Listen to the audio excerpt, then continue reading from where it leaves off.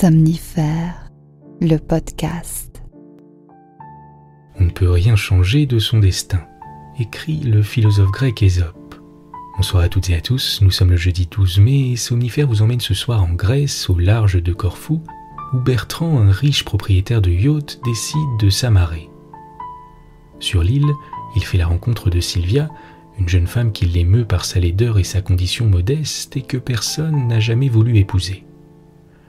Il décide alors de changer sa destinée et de lui faire découvrir l'amour. Mais peut-on réellement vaincre la fatalité ? C'est une histoire de l'autrice Michèle Nicolai intitulée « L'homme qui voulut changer le destin ». Je vous souhaite une excellente nuit et maintenant place à notre séance de relaxation. La séance de relaxation.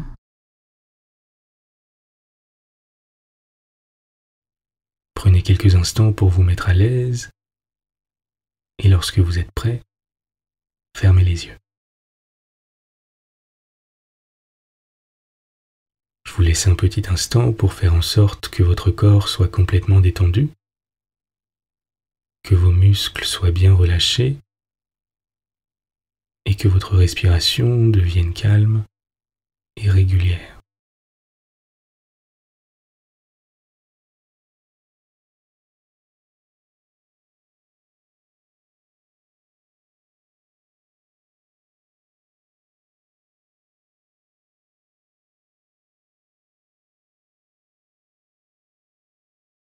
Je vais vous demander à présent de projeter toute votre attention et votre concentration sur vos deux pieds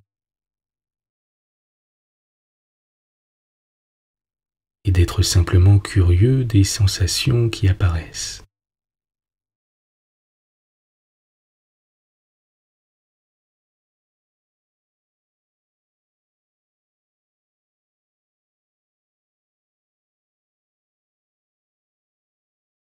D'observer ce qui se passe avec curiosité.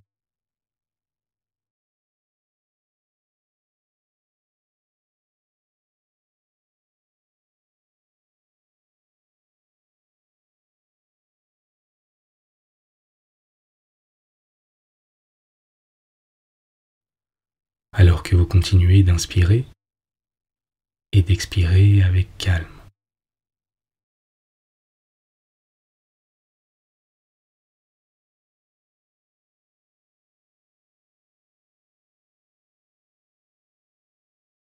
On va à présent porter toute notre attention sur nos genoux.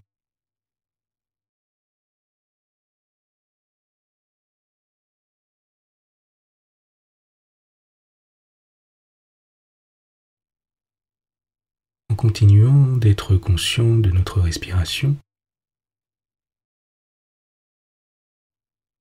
et de l'air qu'on inspire et qu'on expire.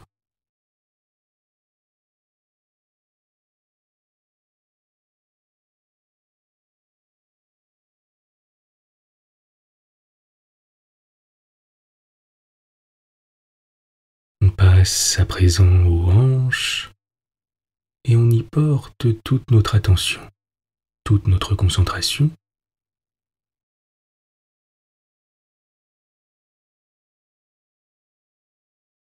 Avec curiosité, alors que notre ventre monte et descend à l'inspire et à l'expire.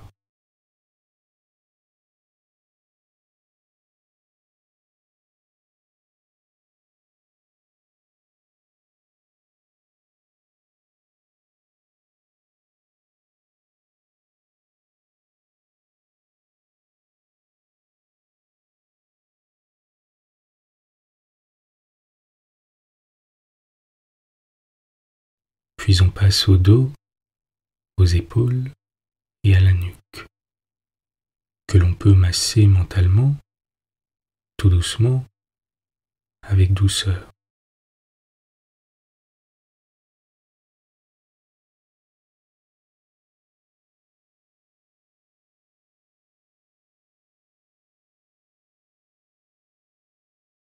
Et on reste curieux également des sensations qui apparaissent.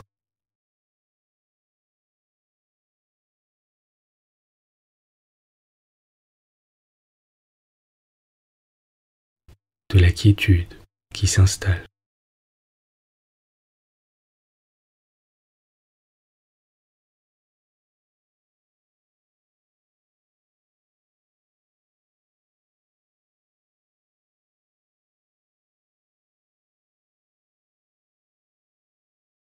Puis on passe à notre visage, sur lequel on porte maintenant toute notre attention.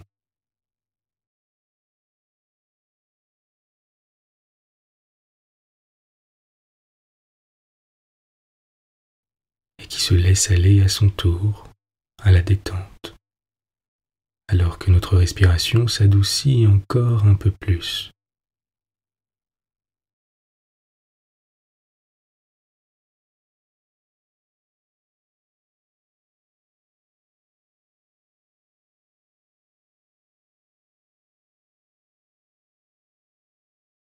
On porte enfin notre attention sur le sommet de notre tête,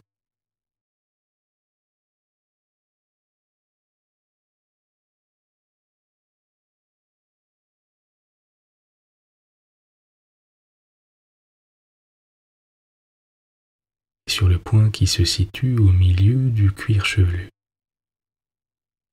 En restant curieux de nos sensations et en étant encore un peu plus calme à chaque expire.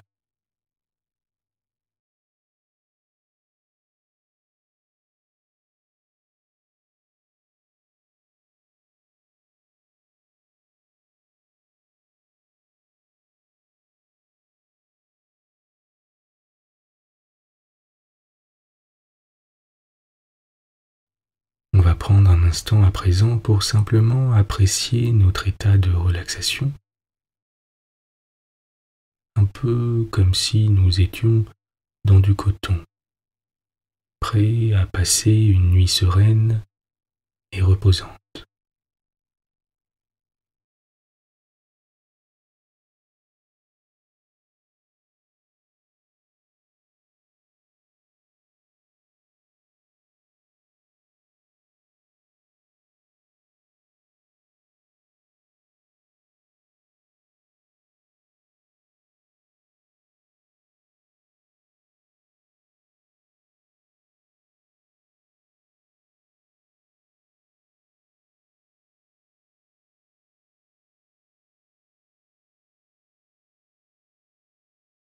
Vous pouvez, si vous le souhaitez, formuler une intention pour la journée de demain.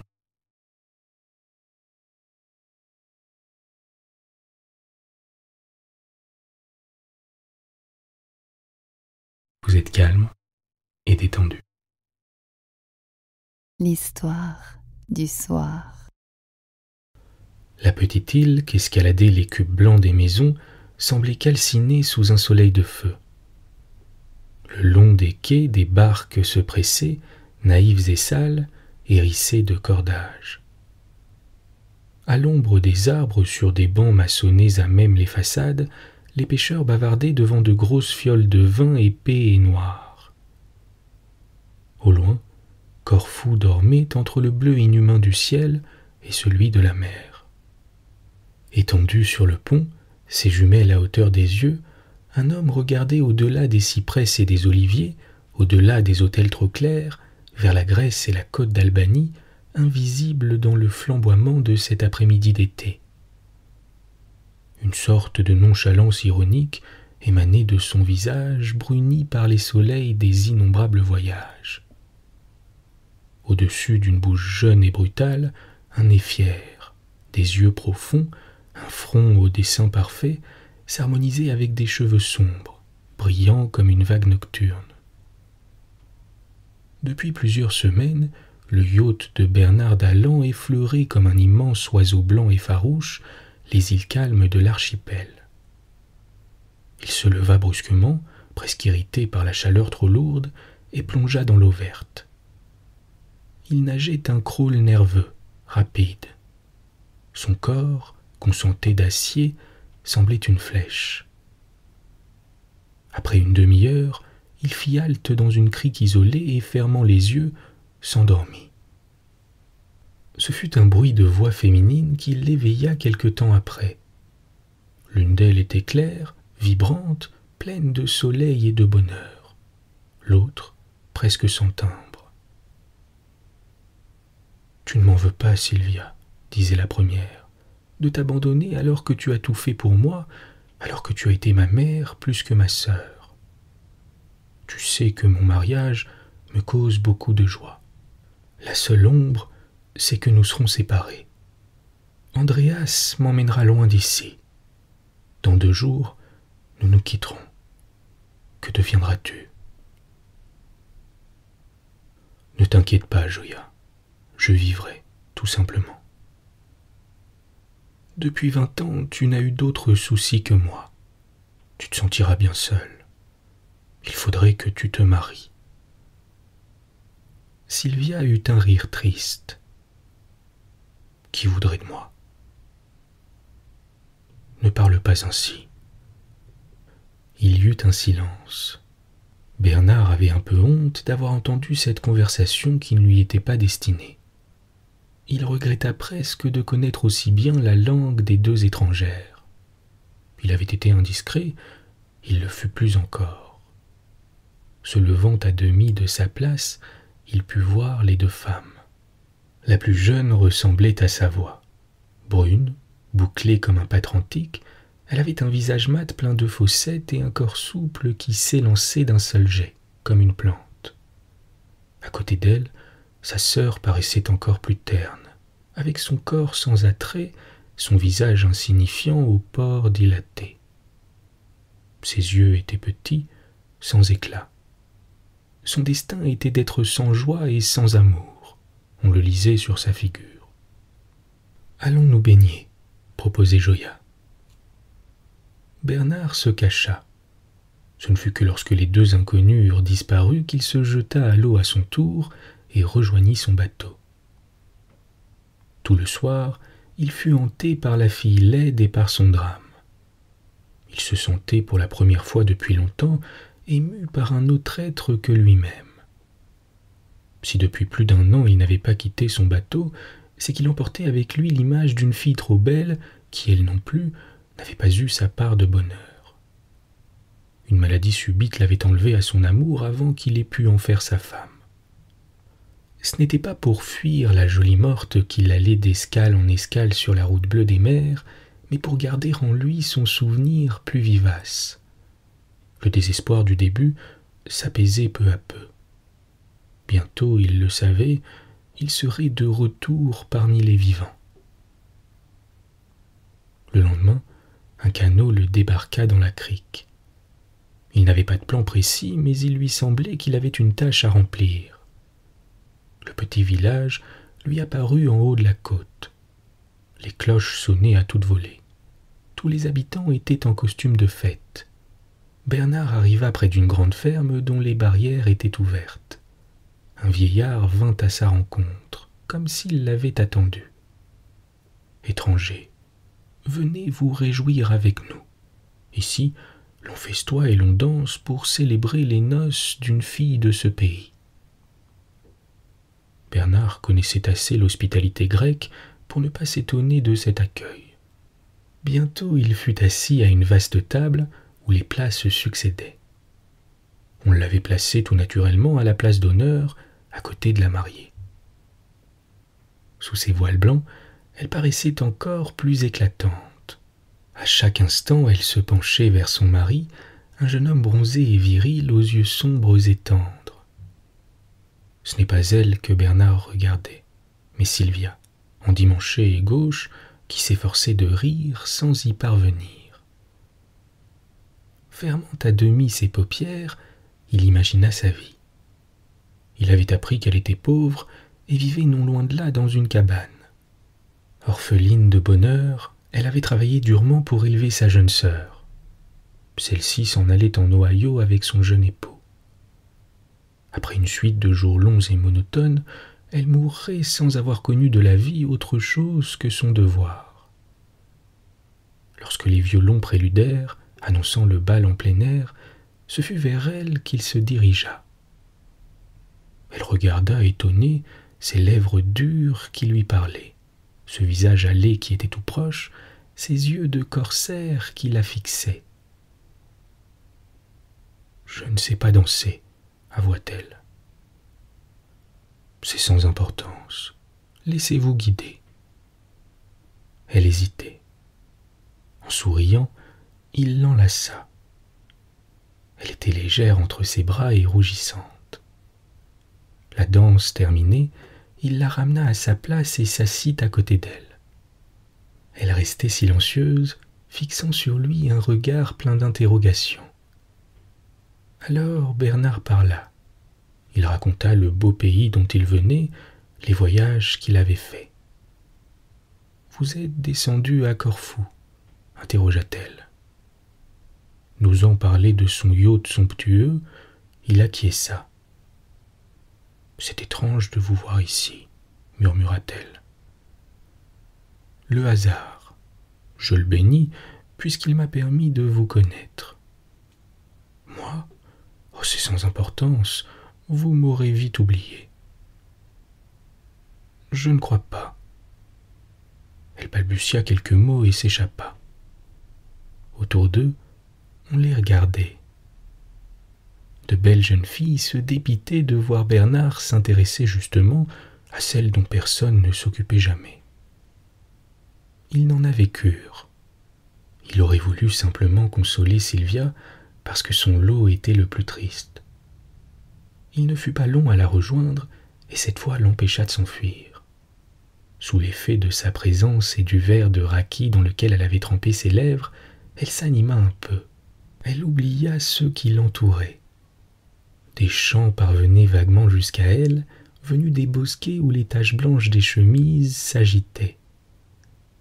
Elle parlait à son tour, grisée par la douceur de l'heure. Quelqu'un les interpella.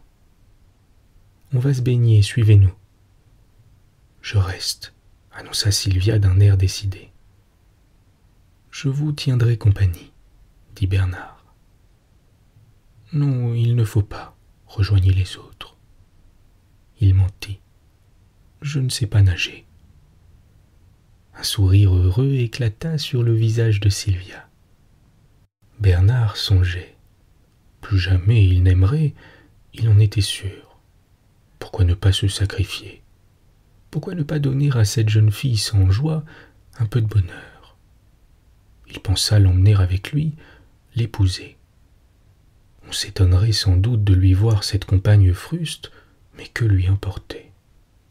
Et peut-être s'épanouirait-elle lorsqu'elle croirait à l'amour. Le soir descendait, irréellement rose. Les murs étaient chauds de soleil. Un arbre immense débordait d'un jardin, jetant sur le sentier où ils se tendent une ombre violette. Sylvia s'étonnait de voir Bernard près d'elle. Jamais on ne l'avait regardé ainsi avec un regard presque tendre. La main de Bernard se posa sur son bras.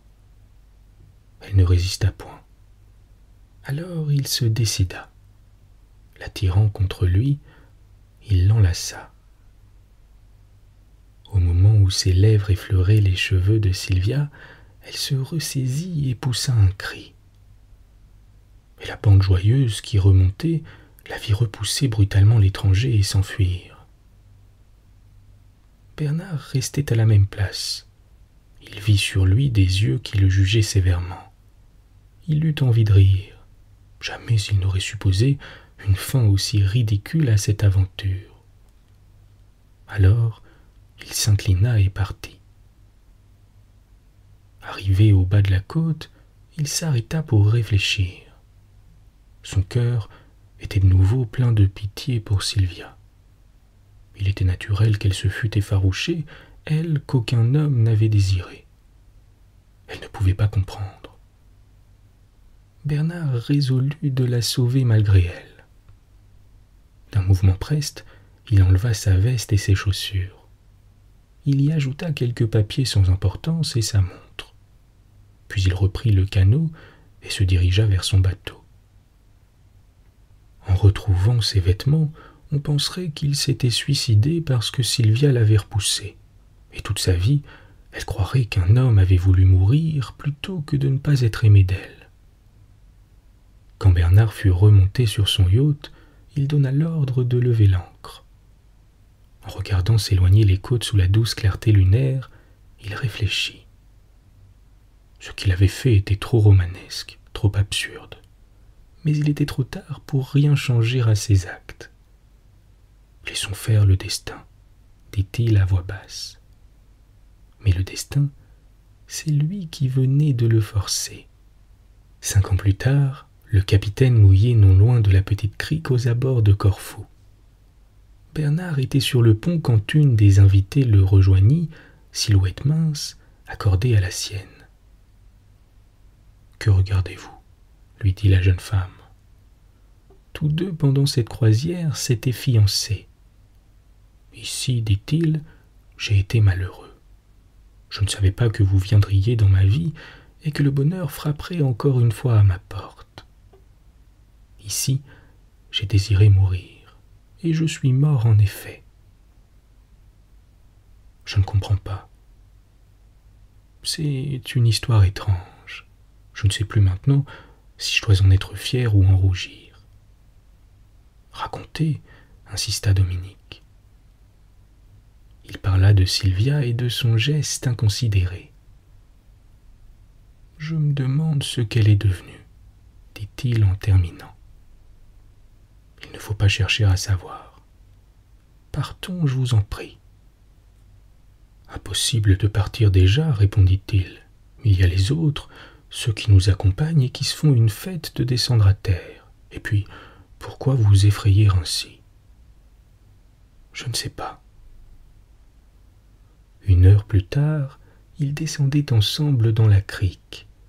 Sur le chemin montant, ils se tenaient amoureusement pressés l'un contre l'autre pour atteindre la côte bordée de cyprès et d'oliviers. Bernard se dirigea vers la cabane de Sylvia. Il n'avait pas l'intention de se montrer, du reste il avait changé, elle ne le reconnaîtrait pas. D'instant en instant, sa compagne se faisait plus grave, sans savoir pourquoi. La porte de l'humble maison était ouverte. Une femme en sortit.